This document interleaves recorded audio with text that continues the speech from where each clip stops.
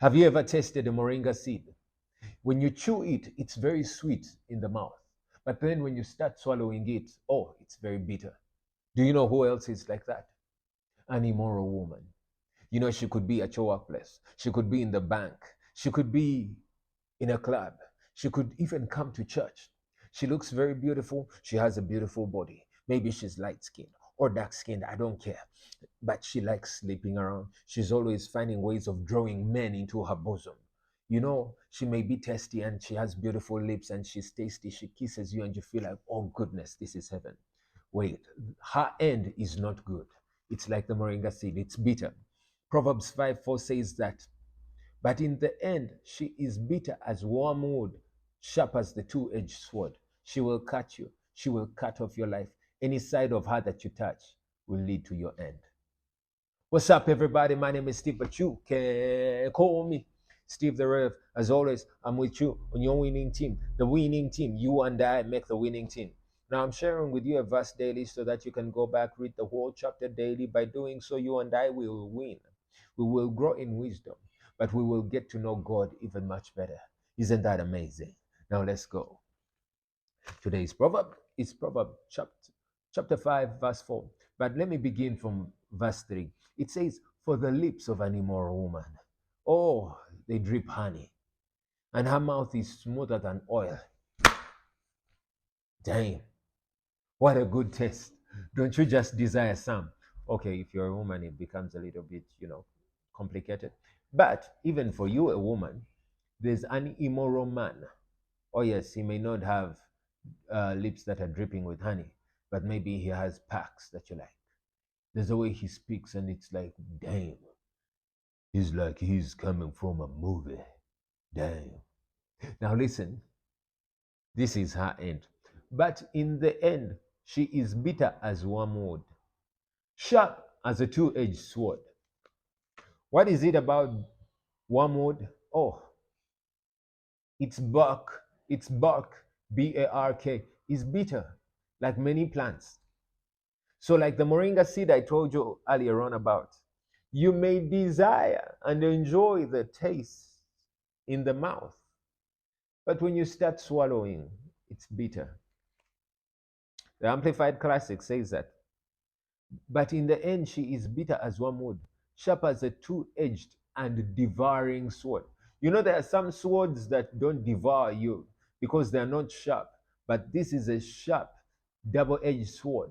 Some swords will only cut on one side. A double-edged sword cuts on both sides. Now, are you into that kind of stuff? I don't think so. Yeah. The contemporary English version says that, but all you really get from being with her is bitter poison and pain. Now, I like the Passion Translation. It really breaks it down in a way that you're not confused. Actually, after this, you can just get off, watch the next video. But I promise you this, in the end, all you will be left with is a bitter conscience. For the sting of your sin will pierce your soul like a sword. Once again, you didn't hear that? The people at the back? Okay, I'll repeat it for you. But I promise you this, in the end, all you will be left with is a bitter conscience. For the sting of your sin will pierce your soul like a sword.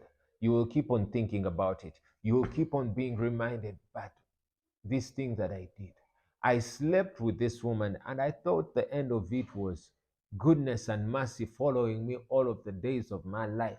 That was the devil. The devil lied to you. The devil played with you. The devil confused you and you fell for it. But here we are. But that's why I'm here to partner with you on the winning team so that you can never fail in life again. Actually, I'll put for you another link in the description. It's a sermon by Apostle Moshe, and he teaches about how you can never fail in life. He teaches about the hunter and farmer paradigm. You see, while you're trying to sleep around with someone's woman or with an immoral woman, do you know that you can actually cultivate a good, godly relationship with a woman and she will not need to be immoral around you? But in the end, her mouth will drip with honey. and her mouth will be smooth with oil, but for your good, not for the good of the nation. She is not a public good. No, no, no, no. That will be your wife, a godly wife. She will be the Psalms 31 wife, a woman who will bring you praise and honor. She will not bring you shame. The thing about sex, the thing about women, is that it is a huge temptation, especially for men. A few women have that temptation. For men, it is a big deal. It brings down so many. But even the immoral woman is always lurking somewhere. She's always looking for a way, drawing people in. But those who are weak minded will always fall for it. When you see a woman looking good and she's not your wife, ask yourself, how is she in position to look good? Either she's a good person, knows how to take care of herself. Two, she's been well taken care of by the husband. Three, she can be all of the above, but also immoral, being under the influence of the devil. But I have news for you, that doesn't have to be your story. When you see a woman seducing you, you have to run. That's what the wise man Joseph did. And he saved generations as a result of that. Imagine if David was working in Potiphar's house. Anyway, let's not even go there right now. Let's stick to the immoral woman. The immoral woman will try to draw you in. She's promiscuous. That's what she does for a living.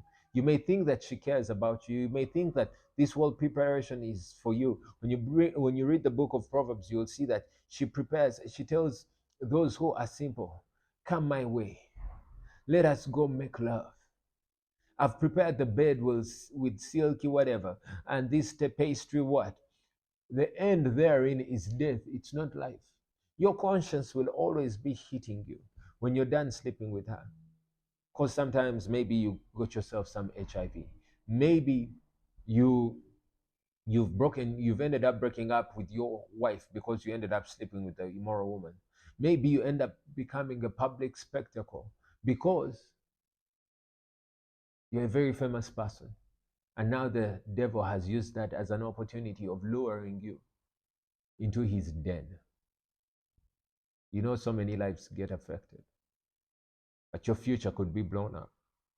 Your candidacy for presidency could be blown up. Your leadership as a pastor could be blown up. You don't want that to happen to you. That's why I'm sharing this with you. The Lord sent me for you. The Lord desires that you run. When you see the devil come your way, you run. Unfortunately, the devil doesn't dress up with horns and a tail. The devil can come dressed as a beautiful woman with lips that are dripping with honey, with her mouth smoother than oil. But she's doing all of that for the sake of deception, so she can lure you in and steal from you and blackmail you and bring an end to a great life.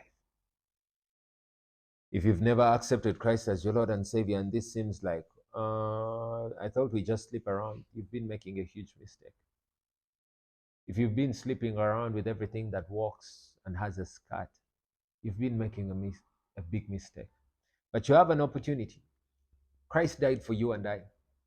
Christ died for the sinners. Christ died for those who are already dead in their trespasses. For that reason, I have an opportunity for you to accept Christ as your Lord and Savior once again. This is what you have to do. Not once again. You maybe you've accepted Christ as your Lord and Savior before, but maybe it's this time when you've never accepted Christ as your Lord and Savior. Simply repeat this prayer after me. Say, "Dear Jesus, today I receive you with my heart. I understand I've been doing something wrong, but I understand that you're the only one that can save me and heal me. Please turn my life around. Change me, mold me, make me what you want me to be. May I live a life that glorifies you and gives you honor each and every day of my life. May I forever bring you praise. May I forever glorify you. Take my life and do something significant with it. From today onwards, I declare that I'm born again." With that simple prayer, you've accepted Christ as your Lord and Savior. The next best thing you're going to do is send a WhatsApp message or call this number, +256 775 642 449. After you're done calling that number, Send a message to that number and say, hey, SDR directed me here. I've just accepted Christ as my Lord and Savior. What do I do next? Person on the other side of that line will lead you on the good path. Now, the next thing you're going to do is go ahead and WhatsApp. Go to the link in the description. And there's a link that will take you straight to the WhatsApp chat of the line I told you about. On the other hand, there's also the someone I told you about, which will teach you on how to never fail in life. Go ahead and tap on it. Apostle Moses shares great wisdom that you will need. Now, to the rest of you, go ahead and read the rest of the chapter from today. Don't forget, you and I make the winning team by reading a chapter of the book of Proverbs daily. Bye-bye. See you on the next one.